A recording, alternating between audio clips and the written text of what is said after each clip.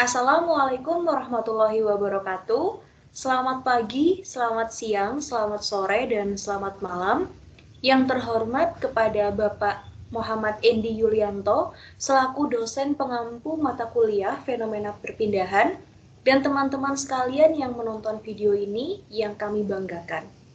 Pada kesempatan kali ini, saya dan rekan saya izin untuk memberikan suatu penyelesaian dari studi kasus yang berjudul Model Senyawa Bioaktif Jahe.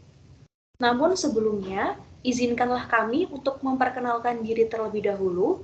Perkenalkan, saya Syakila Adhanandianta dengan NIM 4004012065015 dari Teknologi Rekayasa Kimia Industri Angkatan 2020 beserta rekan saya. Perkenalkan, nama saya Hijratul Husna Yurid dengan NIM 400401206500067 dari Teknologi Rekayasa Kimia Industri Angkatan 2020. Oke, baik, sebelum memasuki ke penyelesaian dari studi kasusnya, saya akan membacakan soalnya terlebih dahulu. Jadi terdapat suatu ekstraksi komponen bioaktif yang berupa gingerol, sogaol, paradol, dan zingeron jahe melalui pengembangan high efficient sistem ekstraksi subkritis menggunakan pelarut air. Nah, proses ekstrasinya itu adalah proses ekstraksi jenis subkritis yang dilakukan dengan menggunakan pelarut air yang ada pada kondisi subkritis, yaitu pada fase cair, di bawah titik kritisnya, yaitu sebesar 374 derajat Celcius dan tekanannya sebesar 22 megapascal. Nah, proses ekstraksi itu dilakukan atau dimulai pada saat waktunya itu belum berjalan atau waktunya sama dengan 0, yaitu pada saat temperatur air subkritisnya mulai dialirkan ke dalam ekstraktor. Selama proses ekstraksi tersebut berlangsung, sejumlah sampel yang digunakan itu akan diambil setiap 5 menit sekali. Nah, kemudian sampel yang diambil tersebut akan dianalisa sifat fisika dan kimianya menggunakan BCMS dan HPLC. Residu dan proses ekstraksi yang akan dianalisa itu akan dianalisa juga terkait komposisi oligosakaridanya menggunakan LCMS, SEM, dan FTIR agar dapat diketahui komposisinya. Nah, dari soal yang saya bacakan tadi, dapat kita asumsikan beberapa hal. Yang pertama yaitu proses terjadi secara kontinu. Nah, kenapa proses terjadi secara kontinu? Kita lihat kembali di soal bahwasannya selama proses ekstraksi tersebut berlangsung, sejumlah sampel yang digunakan itu akan diambil setiap 5 menit sekali. Nah, sampel yang akan diambil setiap 5 menit sekali ini akan mengindikasikan bahwasannya proses akan terjadi secara terus-menerus atau berlangsung secara kontinu gitu. Jadi kita bisa asumsikan bahwasannya proses ekstraksi komponen bioaktif atau ekstraksi subkritisnya itu terjadi secara kontinu. Kemudian yang kedua, matriks gingerol berbentuk spherical. Nah, sebenarnya teman-teman di sini bisa juga mengasumsikannya untuk matriks gingerol itu berbentuk silinder.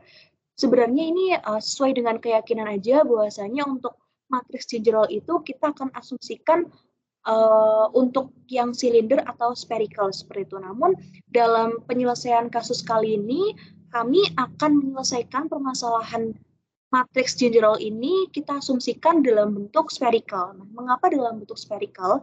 Kalau misalkan teman-teman lihat jahe yang sudah berbentuk serbuk atau berbentuk bubuk, itu kan bentuknya tidak beraturan ya, atau bentuknya tuh nggak sama antara satu yang lain gitu, antara satu dengan yang lainnya, sehingga kita asumsikan bahwasanya untuk bentuknya adalah spherical atau tidak beraturan seperti itu.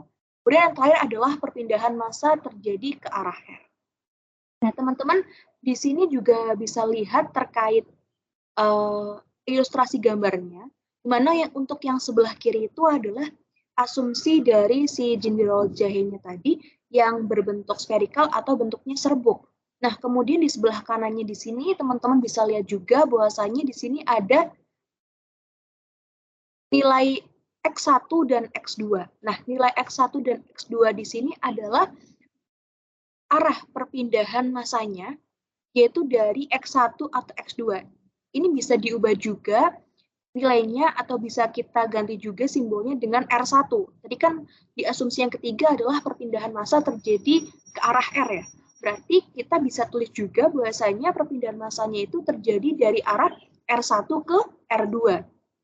Kemudian di sini juga ada simbol NaR, di mana NaR sendiri itu adalah yang nanti kita akan cari, yaitu berat molekul dari si gingerolnya atau perpindahan massanya, seperti itu. Kemudian di sini juga ada nilai CaX dan Ca, di mana itu adalah konsentrasinya. Konsentrasi dari gingerol ini itu akan mempengaruhi atau berpengaruh terhadap massanya. Seperti teman-teman tahu bahwasanya untuk mencari konsentrasi atau mol itu kan M per MR. Nah, itu berkaitan dengan nilai masanya, massa dari si gingerolnya, seperti itu. Nah, untuk menyelesaikan persoalan dari studi kasus gingerol jahe ini, kita menggunakan persamaan kontinuitas. Nah, mengapa menggunakan persamaan kontinuitas? Seperti yang sudah saya jelaskan tadi, bahwasanya untuk proses ini terjadi secara kontinu atau terjadi secara terus-menerus seperti itu. Nah, di sini kita menggunakan dua tabel. Yang pertama tabel 18 2.1 dan 18 2.2. Nah, untuk tabel yang pertama itu 18 2.1 akan didapatkan persamaan 1. Nah, untuk yang tabel 18 2.2 nanti akan didapatkan persamaan yang kedua. Oke, kita masuk ke tabel 18 2.1 terlebih dahulu, yang nantinya akan didapatkan persamaan 1. Jadi untuk tabel 18 2.1 ini adalah tabel persamaan kontinuitas dari sistem koordinat. Nah, di sini ada 3 macam koordinat, yaitu rectangular, cylindrical, dan spherical. Nah, tadi kita asumsikannya di awal adalah berbentuk spherical dan perpindahan massa terjadi ke arah R. Sehingga untuk persamaan kontinuitas dari sistem koordinat ini, kita akan mengambil koordinat yang spherical, seperti itu. Nah, untuk rumusnya sendiri adalah seperti bisa dilihat di layar ya teman-teman, di sini ada do CA per do T ditambah 1 per R kuadrat dikali do per do R dikalikan dengan R kuadrat dikali NaR ditambah 1 per R sin theta dikalikan dengan do per do theta dikalikan lagi dengan Na theta sin theta ditambahkan 1 per R sin theta dikalikan do Na theta per do theta sama dengan Ra. Tadi diasumsikan bahwasanya perpindahan massa terjadi ke arah R. Nah, perpindahan massa ini kita bisa lihat dalam rumusnya adalah do per do R, do per do T. Nah, itu adalah nilai perpindahan massa. Tetapi karena perpindahan massanya itu terjadi ke arah R, oleh karena itu, selain yang berpenyebut do R, kita bisa hilangkan. Yaitu di sini kita bisa lihat yang tulisannya berwarna merah, yaitu do per do theta dan do Na theta per do theta kita bisa hilangkan karena perpindahan massanya kan terjadi secara terjadi ke arah R seperti itu.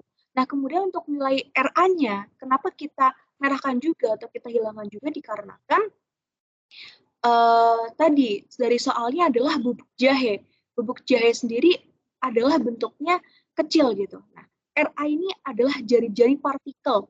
Jari-jari partikel dari si gingerolnya. Nah, jari-jari partikel dari bubuk gingerol jahe itu sangat kecil atau mendekati nilai 0 gitu. Sehingga kita bisa hilangkan juga seperti itu. Atau kita bisa menganggap bahwasanya nilai jari-jari partikel dari bubuk gingerol itu tidak ada seperti itu.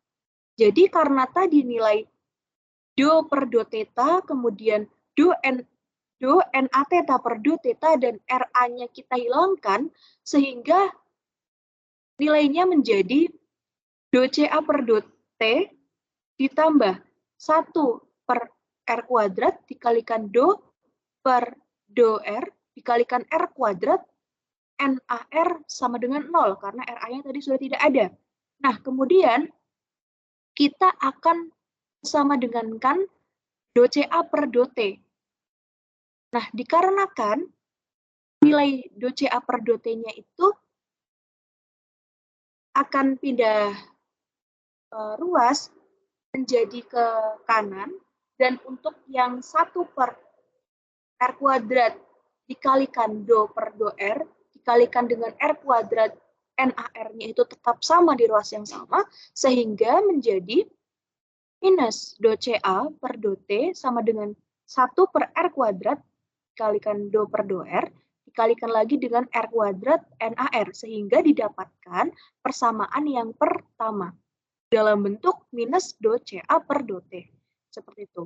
Kemudian kita akan melanjutkan untuk mendapatkan persamaan kedua dari persamaan kontinuitas untuk nilai densitas dan DAB-nya itu konstan.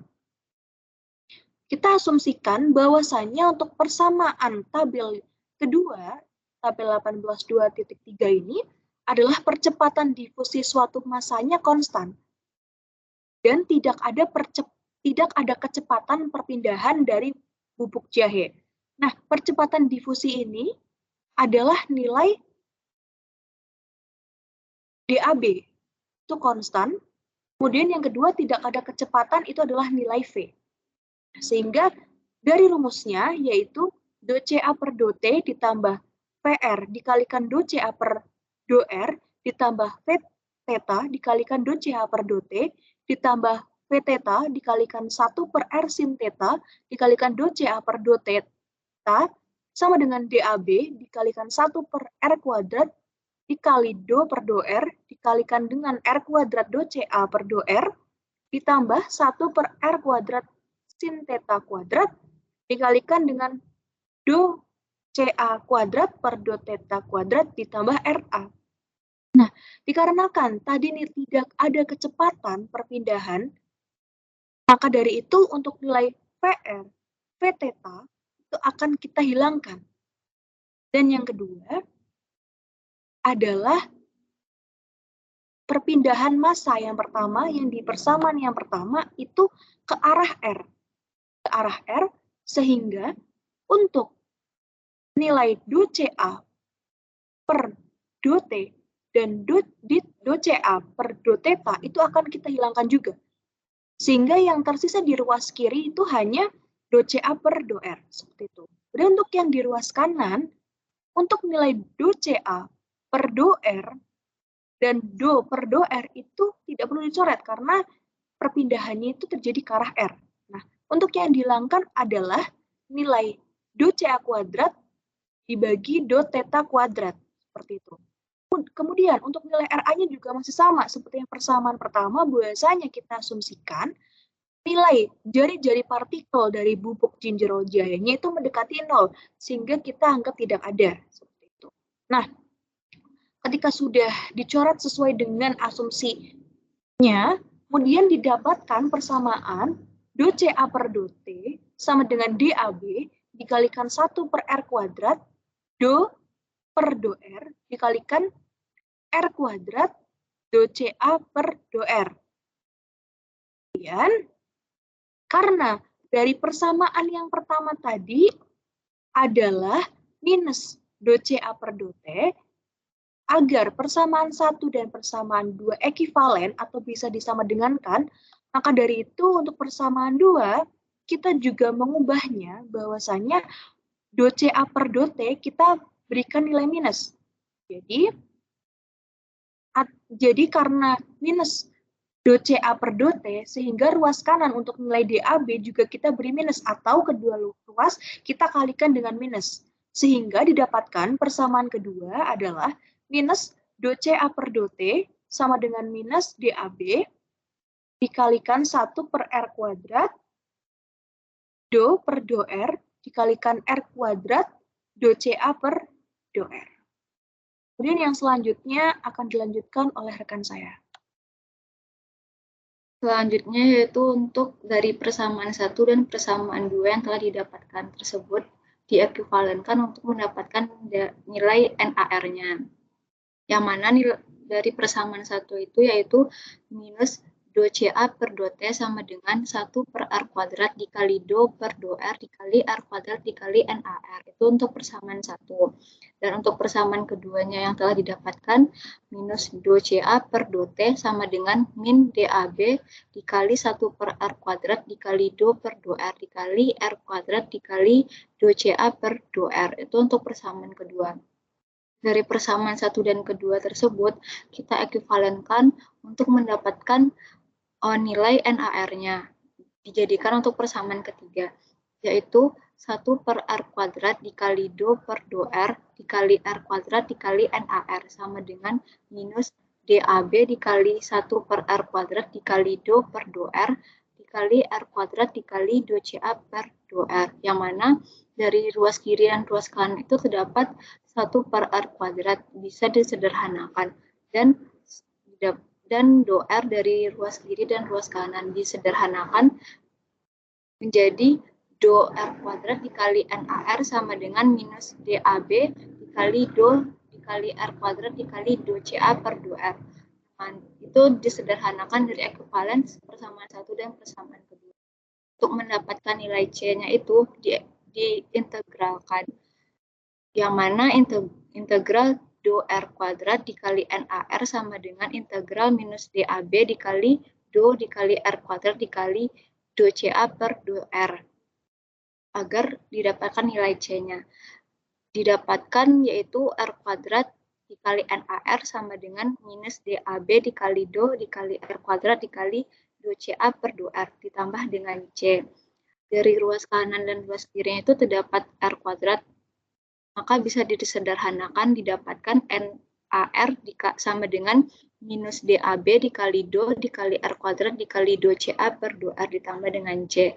Dari ekuivalen persamaan 1 dan persamaan kedua itu didapatkan nilai NaR-nya sama dengan minus DAB sama dikali do CA per do R ditambah dengan C. Itu untuk menjadi persamaan ketiga. Selanjutnya yaitu untuk mencari initial condition-nya atau IC pada saat dengan R-nya sama dengan 0, NaR-nya sama dengan 0, dan DAB-nya sama dengan 0. Untuk mendapatkan nilai C-nya.